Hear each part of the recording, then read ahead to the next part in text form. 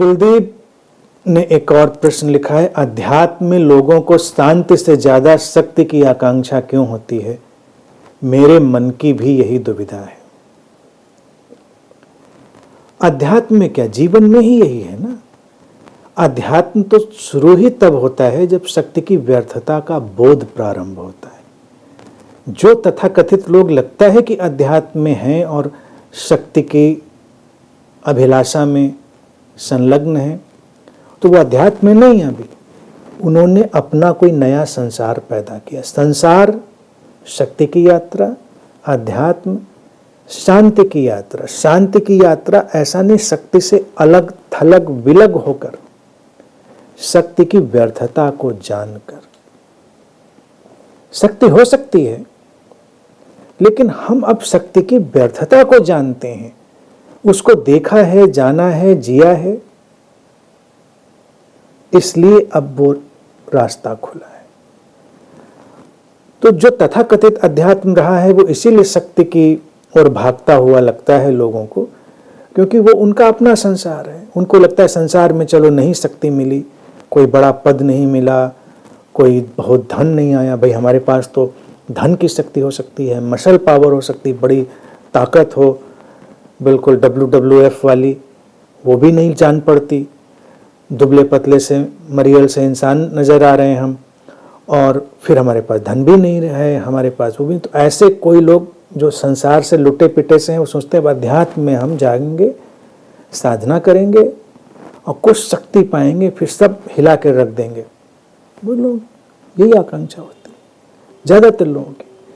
कई बार तुम देखो, लोग बुद्ध होने के पीछे पड़ते हैं, कब होंगे इनलाइटेंड, कब होंगे इनलाइटेंड। बड़ी जिज्ञासा। इसलिए नहीं होते कि उनको कोई बड़ा इनलाइटनमेंट से लगाव पैदा हो गया। उनको लगता है कब हमारी बड़ी बड़ी मूर्ति लगेगी, कब हमारी बड़ी बड़ी फोटो लगेगी, कब हमारे प्रवचन धुआंधार चलेंगे, कब लाखों करोड़ों लोग हमारे पीछे भागेंगे, कब हमारी एक ब्रांड वैल्यू हो जाएगी। शक्ति की आकांक्षा, इसीलिए इनलाइटनमेंट की आकांक्षा। इनलाइटनमेंट से उनको कोई लेना देना नहीं, क्योंकि इनलाइटनमेंट तो जीवन, संसार, शक्ति, तथाकथित ज्ञान, इस सब की व्यर्थता के बोध के उपरांत जो खिलावट है, उसका नाम है। लेकिन हम तो कुछ चाहते हैं अद्भुत, अलौकिक। तो शक्ति की आकांक्षा देखा जाए किंचित नासमझी से पैदा होती है। शांति कोई ऐसी चीज नहीं कि जो अलग से आती है।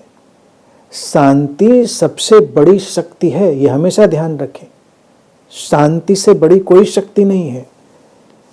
वो शक्ति का परिपक्व हो गया रूप है।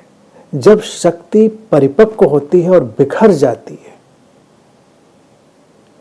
वो शांति बनती है। ये नहीं है कि शांति कोई पलायन है। इसीलिए शांत व्यक्ति बहुत शक्तिशाली होता है। शांत लोगों ने इतिहास की दिशाएं बदल दी। लोगों के जीवन की दशाएं और दिशाएं बदल जाती हैं शांत लोगों के माध्यम से। क्यों होती है इतनी प्रबल शक्ति उनमें? क्योंकि शक्ति परिपक्व होकर बिखर गई है, वो शांति बनती है। अब शक्ति पर पकड़ की आकांक्षा नहीं है। शक्ति पर पकड़ की आकांक्षा ही शक्ति को छीण करती है, कम करती है, और ये हमारी नासमझी से पैदा हुई सारी यात्रा होती है। तो इसलिए उसमें नहीं जाना है कि हम सोचें कि हम और ज़्यादा शक्ति अर्जित कर लेंगे, और लोग जो शक्ति की आकांक्षा में गए हुए हैं वो किसी सही रास्ते पर हैं। बिल्कुल भी नहीं। जैसे अध्यात्म में एक तो सबसे बड़ा वायरस यही होता है कि कोई ज्ञानी हो जाए तो अपने को बहुत बड़ा ज्ञानी ही समझता है, ऑल द टाइम ज्ञानी समझता है। लेकिन जो सचमुच में ज्ञानी होगा उसको एहसास भी नहीं होगा कि हम ज्ञानी हैं।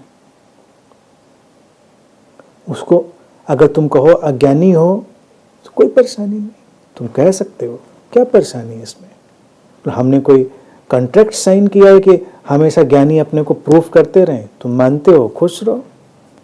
लेकिन जब शक्ति की आकांक्षा में कोई ज्ञान को अर्जित करके चल रहा होगा तो वो हर हाल में सिद्ध करेगा ज्ञान को। वो ज्ञान के क्षय होने का सूचक है। ज्ञान परिपक्व तभी है जब वो अज्ञान से भयभीत नहीं होता। शांति तभी परिपक्व होती है जब अशांति से विचलित नहीं होती। ये सब आता है शक्ति के सारे जाल जंजाल को देखकर, उसकी व्यर्थता को देखकर उससे आगे चले जाने का नाम। समझ रहे बात?